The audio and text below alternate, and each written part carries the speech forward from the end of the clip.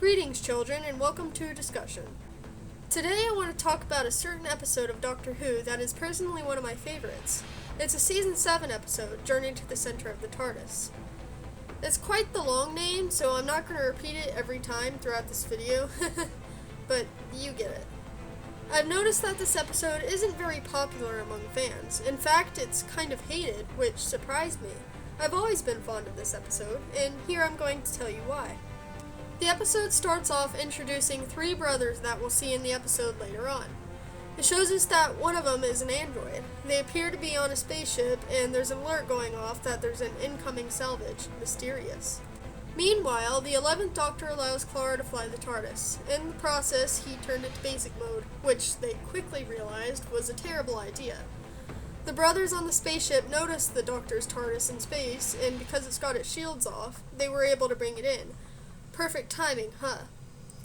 Because of being magnetically grabbed, the TARDIS can't pull the shields back up, and the inside starts crashing. As that happens, a weird object rolls on the floor, of which Clara picks up and burns her hand on. That will be of importance later. And so, the rise towards the climax begins. The brothers, once the TARDIS reaches their ship, try to find ways to open it. Of course, everything they try doesn't work. Those doors may be wooden, but they're practically invincible. Tricky Van Balen, the android brother, tries to stop them, noticing the TARDIS's retaliation and discomfort. He notices she's alive. The three argue for a moment until Tricky notices something under the pile of wires the TARDIS was sitting on. It's a pair of legs. They assume they're dead, but it turns out to be the Doctor, and he pops up behind them gleefully. He brings out the object from before that had rolled on the floor, but he hadn't gotten it from there. It was a button that acted as a deactivator, and that was how they took the TARDIS. Then the Doctor realizes Clara isn't there. She's still in the TARDIS. The brothers tell him she'd be dead if she was in there, but of course the Doctor won't stand for that. He makes a deal with the brothers for them to help him find her, and in return giving them the salvage of a lifetime. Can't turn down that kind of deal now, can you? The scene cuts to Clara inside one of the many corridors of the TARDIS. Her hand is still singed from the device from before, but she has bigger problems than that. She gets up and wanders down the corridor to a door with a flashing red light above it. She can't resist her curiosity and opens the door. Well, that was a great mistake. On the other side, there's a very large and very loud explosion, which is coming right at her. She runs from it as fast as she can, fortunately avoiding getting hit. She resorts to a different door, where she finds a dimly lit corridor. On the wall is something very peculiar. A long, deep scratch mark. What the heck caused that? Back to the Doctor and friends, the Doctor questions Tricky about putting on a respirator. Why does he need one if he's an android? We'll get back to that later. The four of them then enter the TARDIS. It's very smoky and damaged inside. There's even still a fire blazing. The Doctor easily clears up the toxic fumes by simply pulling a lever on the control panel. He wastes no time taking the respirator off and bringing out a sonic to track Clara. Here's where things get tense, and I love this part of the episode. The Doctor sets them a time limit to find Clara. How does he get them to follow it? Well, he sets the TARDIS to self-destruct in 30 minutes, of course. He puts the TARDIS in lockdown so they can't get out, and now they're all stuck inside with this task of finding Clara. I love this scene because it perfectly portrays how insane the Doctor can really get, giving the Madman in a Box title a proud pat on the back. It gives an exciting shock factor and makes the rest of the episode that much more fun to watch. Now we're back to Clara again. She's entered a strange room full of old stuff on shelves, among many other things. There's lots of Easter eggs relating to the past of the show's history, which is always fun to see in Doctor Who. Then we're introduced to a strange creature that notices Clara. It's made of what looks like black hardened lava, and without a face. Clara runs out of there. Yeah, let's not confront that. Clara is now being chased by the lava monster. Along the way, she passes some nostalgic rooms, such as one with a giant telescope in it, a throwback to Season 2's Tooth and Claw, and a large swimming pool, a reference to Season 5's The 11th Hour. Eventually, she runs into the library to hide. It's a very big room, a very, very big room.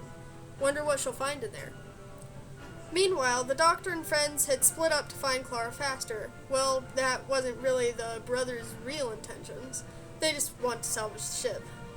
Bram has gone back to the console room to take out one of the panels, hears faint voices coming from the center, and goes under to investigate. Gregor is wandering the corridors and finds on his scanner everything. Going inside the room that the scanner pointed to, he discovers a tree-like structure covered in hanging glowing bulbs. Before he can take one for himself, the doctor rushes in and stops him.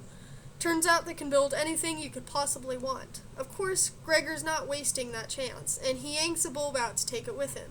The TARDIS gets angry and is starting to retaliate.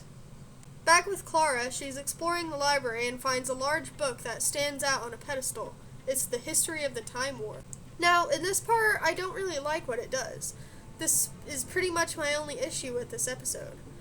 Clara learns the Doctor's real name in the book. Even though it ties in with the main arc plot of this season, it really rubs me the wrong way. I think nobody should know the Doctor's name except River, not even his closest companions. It just makes the mystery behind it slightly dull because now more than one person knows it. But I'll come back to this later on. The monster managed to catch up to Clara and enters the library. She quickly hides behind one of the bookshelves and crawls around them to avoid being noticed. Where she's hiding, there's lots of bottles on the shelves, reading Encyclopedia Gallifrey. She accidentally knocks one over and catches the monster's attention. Once it's far enough away, she bolts for the door and runs out. Phew, close call. She eventually runs into the console room, very relieved to see it again, but it's not the real one? The doors to the outside aren't there. It's a solid wall. What happened? Cut back to the Doctor and the Van Balens. Tricky is desperately trying to get a hold of Bram, but he's not listening. He goes deeper down into the TARDIS, following the center of the control panel. It burns his back, and he falls off the ladder to the ground, where he meets another lava monster. It's similar to the one chasing Clara, but not quite the same one. There's multiple. It attacks him, and it proves to be fatal. Whoops. Tricky and Gregor get into an argument as they hear Bran's line cut. Gregor wants to move on and worry only about the salvage, while Tricky berates him for not caring. Very empathetic android, huh? The Doctor interrupts them and scans for whatever attacked Bram. Well, there's a monster coming right for them. Or is it two? It's got 2 heads and 3 arms, like they were merged together. The 3 run out and we're back to Clara. She's speed-walking through the corridors. She finds another console room, yet not the real one. That's odd. She walks out and twists around the hall some more, only to end up at the fake console room again. And it just keeps happening. Oh look, the Doctor and Tricky made it back to the console room too. But it's also a copy. The Doctor concludes the TARDIS is trying to protect them, since it's the safest room on the ship. Clara is still in a separate Echo room, and she sees the changes the other 2 are making. Of course, she doesn't know it's them doing it, so she gets scared. This is when one of the lava creatures comes in and runs at her. She's backed up against the wall where the TARDIS doors are supposed to be, about to be killed by the monster. In the nick of time, though, the Doctor pulls her out and into the Echo room they are in with his sonic. Gregor tells him to turn off the self-destruct now that they've gotten Clara back, but the Doctor informs them that there was no self-destruct in the first place. It was just to get them to help. Good old Doctor.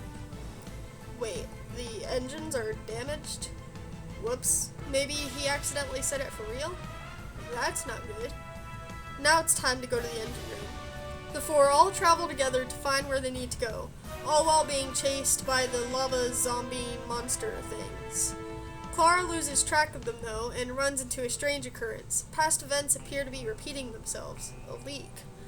The Doctor finds her, and together they go back to Tricky and Gregor, after they run away from one of the monsters, of course, and from very fast and very sharp pulls, slicing through one side of the corridors all the way into the other. Turns out Tricky's been hit by one. He yells at Gregor to cut him out of it, since he's an android and he won't feel it. But, he does feel it, actually. The brothers have been keeping it a secret, merely a joke, one that went on way too long. Tricky's not an android. He's completely human with bionic eyes and a synthetic voice box. There was an accident, and he lost his voice and memory completely. Family drama. Whoops. They still managed to cut him free, and moved along the path to the engine room. First, they have to go through a large, blazing hot room containing an exploding star in the act of becoming a black hole. No wonder it's so dangerous to be in there for too long. There's a bridge across to the other side, which would lead to where they need to go. but there's a monster blocking the way. They try the way they came, but the monsters are there too. They're trapped. Gregor uses the scanner on the monster and finds out that they're human. Specifically, themselves. The past wasn't the only thing leaking, it was the future as well. All three of them manage to break in, and the Doctor tries to stop time from reasserting itself by keeping Gregor and Tricky from touching. Of course, it doesn't turn out well, and they end up merging together after knocking one of the monsters down off the bridge. The Doctor and Clara narrowly escape being attacked and reach the engine room? It's outside. In front of them is a deep, foggy ravine. This is where the Doctor confronts Clara about who she really is. How she ends up still finding him, even after dying twice before. I really love this scene, as the Doctor finally reveals to Clara his frantic confusion about her. She has no idea what he's talking about, and gets a little scared of him even. But the Doctor realizes she really doesn't know. He seems relieved, happy, and hugs her with a laugh. Clara is beyond baffled, but before more can be said, the Doctor has a revelation. The TARDIS is trying to scare them away from the engine room, and that's what the ravine is, so they have to jump down into it, and they do. Instead of falling, though, they appear in a blank white room that's meant to be the engine room. Something's wrong, though. There's debris everywhere, all completely still in the air. The engine had already exploded, but it was frozen in time. The Doctor is lost. He doesn't know what to do. The TARDIS is always taking care of him, but now when it's his turn, he's got no options. Until he notices the burn on Clara's hand, at least. It reads, "Big Friendly Button," of course. They run back to the console room, where the Doctor finds a time rift crack. He plans to go in and rewrite what had happened. Clara doesn't want to forget, not his name or what he told her about running into her so many times. They don't have any other choice, though. So the Doctor goes through the crack and throws the device in. Back to the very beginning of the episode, the Doctor tells his past self to reset time by pressing the Big Friendly Button. He manages to, and time is reset. Okay, so now for my thoughts. I love this episode for many reasons. It showcases how insane the Doctor can get so clearly that the shock you get from it adds to the experience. The family drama between the brothers was weaved into the rest of the plot very smoothly, and the drama between the Doctor and Clara. The relationship was beautifully presented at the very beginning, when the Doctor pulled Clara into the same echo room, and right before they jumped into the engine room. Speaking of the latter, this is one of the best scenes from the episode in my opinion. It's always exciting and tense to watch a scene like that, and it fit right in. There was also just the TARDIS in general. We never really explored the extent of it in an episode before, and that was just what this episode did. It was jam-packed with nostalgic throwbacks to the show in the past, whether it was from revival episodes or objects from even classic Who. I see a lot of people say that their problem with this episode is that they just reset it all, and it was all pointless. But it wasn't really. Back with the brothers on their salvage ship, it's clear that not everything remained the same, and the events of the episode did influence them.